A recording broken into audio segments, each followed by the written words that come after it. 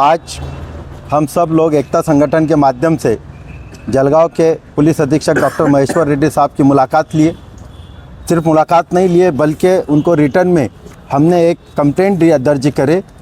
जो घटना बेटावद में सुलेमान खान के साथ हुई थी, जिसको 11/8/2025 को मार दिया गया था, गुना रजिस्टर 288/25, जिसमें मॉब लिंचिंग का हमारा जो गुना दाखिल हुआ था वो सबसे पहला महाराष्ट्र का 103(1) और 103(2) दाखिल हुआ था, जिसमें पूरे महाराष्ट्र नहीं बल्कि इंडिया के पॉलिटिकल से लेके सोशल लोगों से लेके सभी लोगों ने बेटावद में हाजिरी दी थी और ये कहा था कि सुलेमान के साथ न्याय होगा।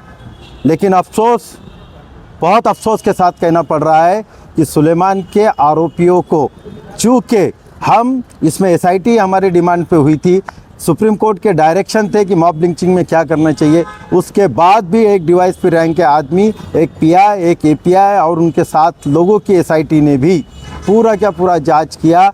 जांच में जहां हमको डाउट जा रहा था, हमारे फिरियादी ने हाई कोर्ट में रिट पिटिशन अर्ज दाखिल किया, गवर्नमेंट के अगेंस्ट में गए, गवर्नमेंट को इशू नोटिस हुआ और उनकी 13 तारीख को है। लेकिन फिर देखो खेल, ये किसका खेल है ये हम भी समझ सकते हैं, आप भी समझ सकते हैं। लेकिन देखो और अभी भी जागो। 11/8 को गुना दाखिल होता है, 12/8 को आरोपी पकड़े जाते हैं और 11/11/2025 को डिफ़ॉल्ट बेल करके 1 से 4 आरोपी जो 12/8 को पकड़े जाते हैं, उनके चार्जशीट 90 दिन के अंदर नहीं आई, 91वें दिन आई। इसके लिए उनका डिफ़ॉल्ट बेल मंजूर करती है जामनेर की judicial magistrate, not session court, not high court.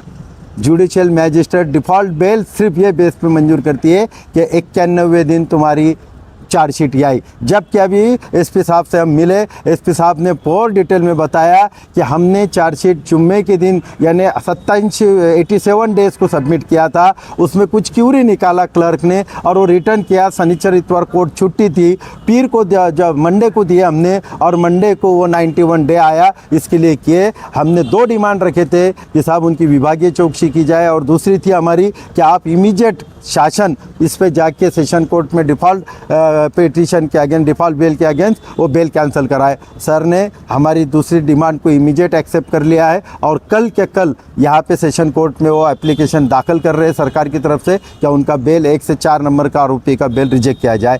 और हमने ये भी कहा कि अगर कोर्ट के क्लर्क की गलती है या अपने कोई साजिशी गलती है, उसकी इन्वेस्टिगेशन होना चाहिए, क्योंकि ये पूरे महाराष्ट्र में गया था ये मैसेज कि मॉब लिंचिंग हुई है, जलगांव में हुई है। और अगर ये आरोपी ऐसे छूटेंगे तो इससे ऐसा लगेगा कि ये सरकार की, ये पुलिस की, ये कोर्ट की, ये सब की मिली भगत है और किसी एक समाज को टारगेट करके उसको ख़त्म करने की ये कोशिश हो रही है। इसके लिए अगर न्याय नहीं मिलेगा तो ये इस केस में हम कसम खाते हैं खुदा की कि हम ज़रूर रास्ते पे आएंगे, ताकि हम शहीद क्या न हो लेकिन हम वो सुलेमान को न्याय दिला के रहेंगे इंशाअल्लाह। अब सफर बने आरामदायक तास टूर एंड ट्रेवल्स के साथ। हम करते हैं एसी और non AC ticket booking Mumbai, Indore, Surat, Ahmedabad और अजमेर तक की यात्राओं के लिए। सुरक्षित सफर, बढ़िया सर्विस और भरोसेमंद टिकट बुकिंग। बस याद रखिए नाम तास टूर एंड ट्रेवल्स। पता मेन रोड, बस स्टॉप के पास, ताजपान सेंटर। संपर्क करें 8857857484।